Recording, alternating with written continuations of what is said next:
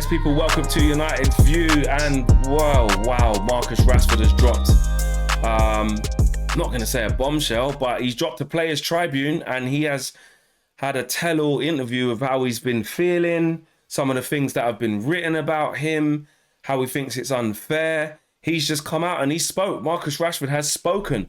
And, you know, we've been questioning, what's been wrong with him. He doesn't look quite right. You know, there's been loads of talk about Marcus Rashford at the minute, the stuff that happened in Belfast. He's not had a good season, all of that in between.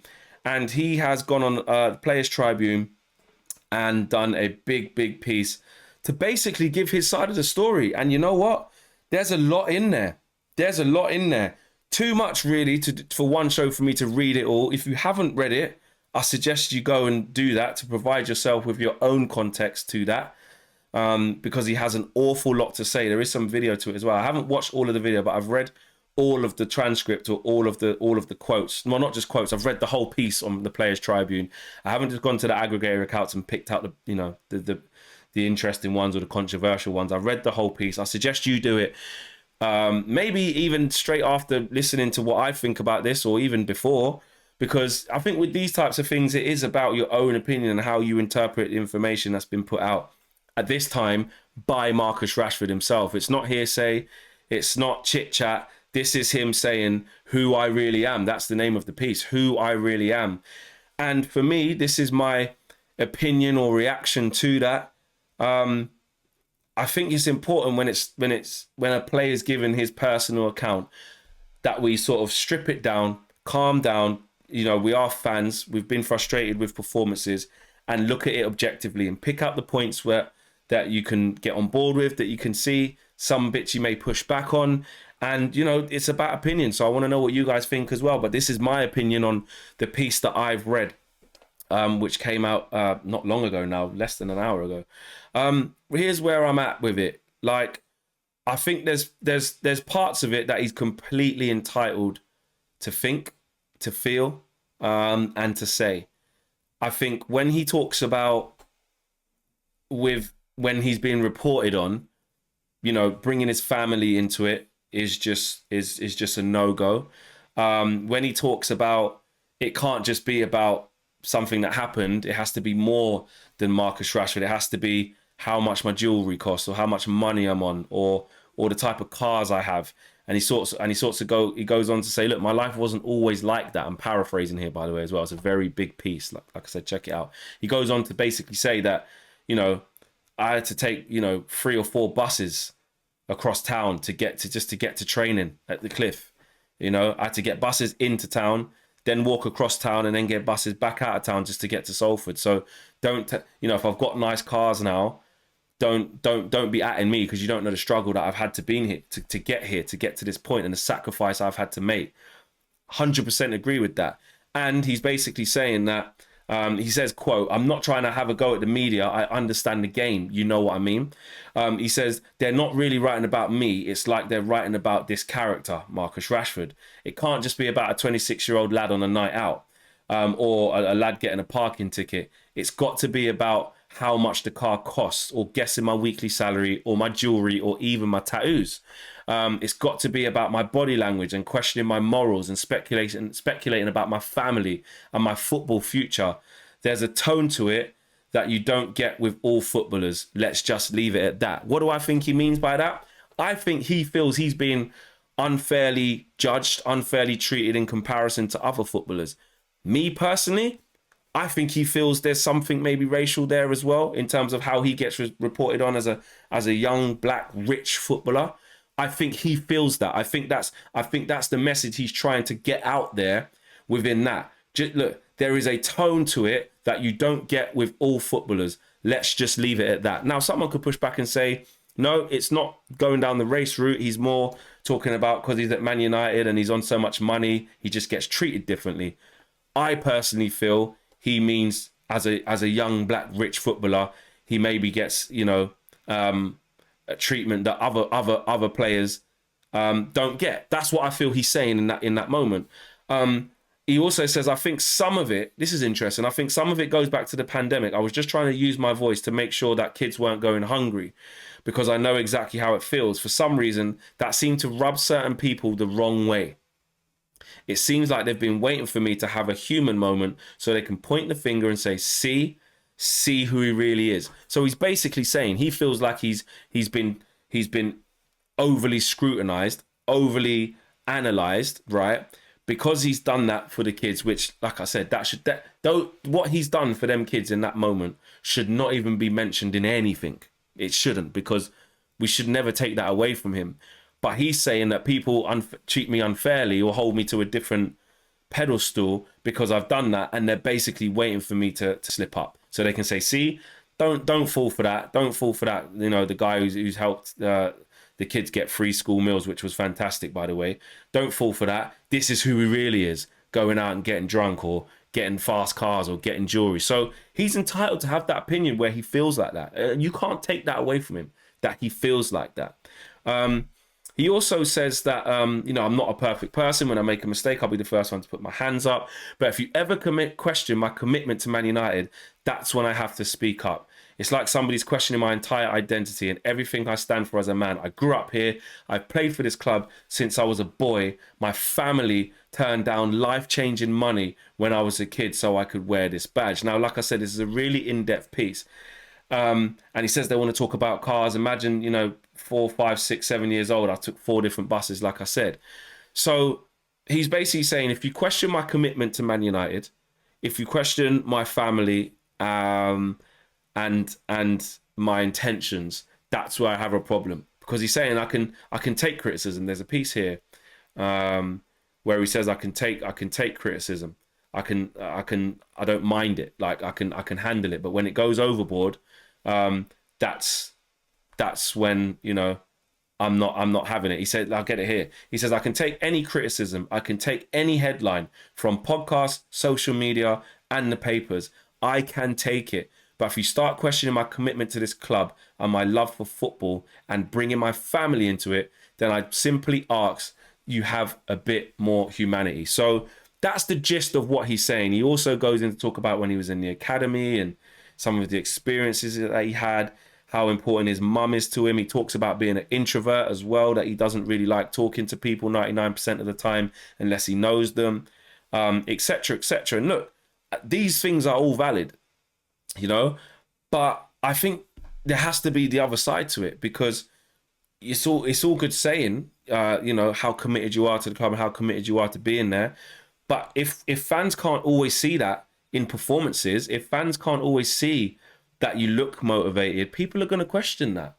And from a footballing perspective, I think people are allowed to question that. Not just Marcus Rashford, all the players.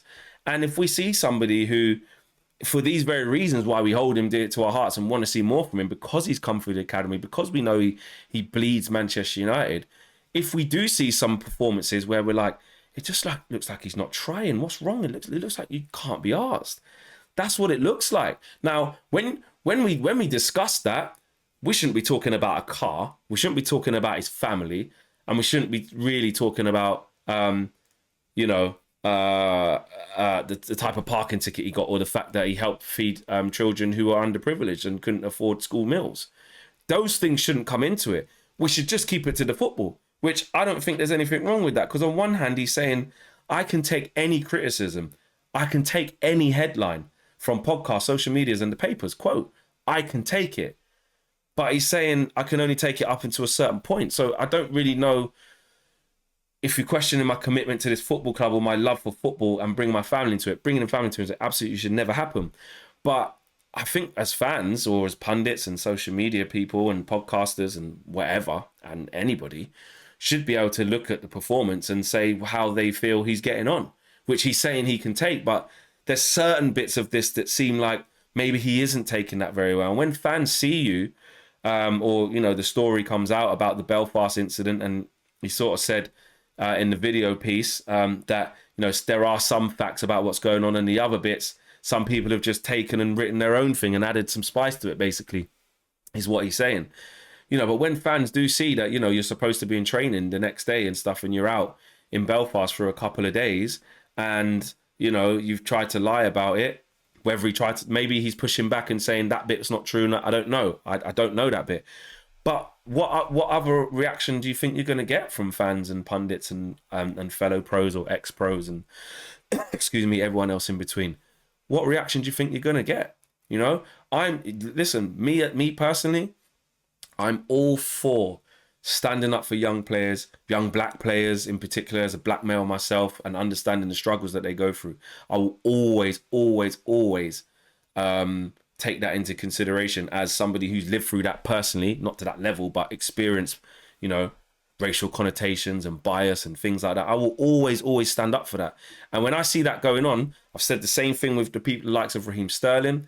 The same thing, even when Sancho was going through it, even though I didn't agree with what he did, when people start saying, oh, Man United, sources say that he's just shy and doesn't talk. The character assassination, I did it with Paul Pogba. I did it with Anthony Martial. If I feel like there's something that's deviating away from what we should be talking about, I will always be the first to call that out. And I hold that close to my heart, and I always will, as a black male myself. But what I won't do is sort of just throw a blanket over that and sort of go down a route that every bit of criticism derives from there, because it doesn't. A lot of criticism can derive from, I tell you what, you're just not playing very well, and we can see it with our own eyes. No connotations needed, no hype needed, no, you know, some people can go overboard by the way they criticize him, and like he's saying, people do that, and that is his reality. Can't take that away from him. He feels that, and we have seen it in the media. But like I said, you can't. How do you defend going out in Belfast and doing that? How do you defend, you know, being late for the meeting against Wolves? How do you defend some of the attitudes that we're seeing on the pitch of how off he looks? So look, at the end of the day, we want a fit and firing Marcus Rashford for Manchester United. We all want that as fans, because when he's at his best, there's a high chance that Man United will be winning football matches. He has come through the academy, but he can't get a pass for that. He can't get a buy for that. Like, he has to show that week in, week out. And he's saying he has a burning desire to show it. And I don't doubt that. He loves this football club. This is probably why he's coming out with this level of frustration. But it is a two-way thing. You have to show it on the pitch. You know, you're entitled to say these things. And to some extent, fair enough. He's come out and actually addressed certain things and put the record straight and said some things he needs to get off his chest. And as a human being, that probably feels really liberating for him. He probably has to do that. But at the same time, it's a two-way road, and fans and media and pundits are gonna be onto bad performances, and sometimes they will question your commitment if it looks like you're not interested. And I have to say, as someone who wants Marcus Rashford to turn this around, when I've looked at his performances, they don't look right. They look more than they look. And maybe it was all of this. Maybe it was him needing to get all of this stuff off his chest. He also says there's some things that people don't know about me and my family and don't have any idea of the struggles. And you know what? He should absolutely keep them things private. Not every minute, you know, everyone deserves to know everyone's business. Quite frankly, us as football fans, we don't need to know what's gone on in his private life. He doesn't owe that to us. Absolutely. And we shouldn't take it for granted that he hasn't had hardships and struggles. So for me, if he wants to buy chains, if he wants to buy the sickest kicks and have all the LV flipping drip and have all the new season, this, that, and the other, and have, you know what I mean, £1 million McLaren cars and all of that stuff, bro, you made it from, you know, rags to riches. You made it. Spend your money, bro. Change your family's lives. I'm not against that. I'm not against him going on private jets and going to Lil Baby concerts and shit like that. I am not against it. I want the Young Bucks to live their lives, because it ain't easy, but it comes with another level, like he said, another level of sacrifice, but another level of expectation and another level of decorum that you have to carry yourself by. And of course, as a young lad trying to navigate through that, as he says, it's difficult. He will make mistakes. Of course, he's going to make mistakes. But I just think there has to be this trade-off where I think a lot of some of the things he's saying, I can resonate with and I understand it, but also from the fans' perspective of how we've been sort of talking about him, and I can only talk for myself, and you know, other fans that I've seen personally, and we talk about it here on the community and stuff like that. You know, let's just take United View, for instance. If I'm going through the comments, I haven't really seen people say, this guy, why does he have so much cars, doesn't deserve it. Not really people been talking about materialistic things. We've just been talking about the bad performances and what on earth's going on. And I think that's valid. If he's more targeting this to the people who go over and above that, then absolutely fine. He's got every right to do that. However, I just think there needs to be a trade-off. So listen, I'm sure this piece will you know, bring massive opinion about the place. I'm sure this piece will you know, spark a lot of debate. But more importantly, hopefully this is what Marcus Rashford needs to get off his chest so that he can focus on what we need him to be doing, which is playing football to a really high level and being the best Marcus Rashford we can see. He ends by saying, I promise you, the world has not seen the best of this United squad and these players. We want to be back playing in the Champions League. Then we have a massive international tournament at the end of the season. We will be back where we belong. We just have to keep working, and that starts with me. And that's it. We echo that. We that's what I mean. Most fans echo that.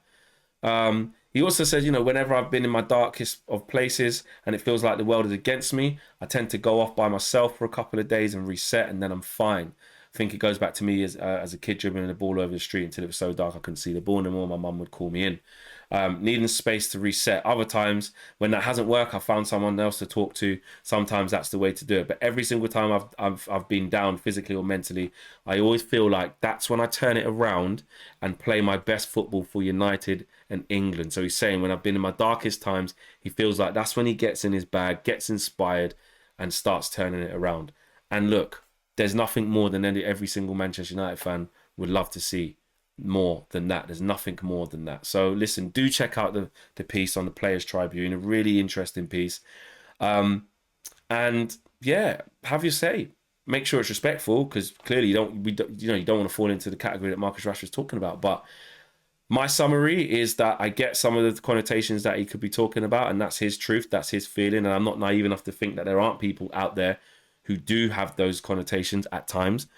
But my main feeling is that it's a two-way thing, and actions speak louder than words. You have to put it in on the pitch, and if you're not putting it in on the pitch, or it seems like you're not putting it in on the pitch, people are going to question that.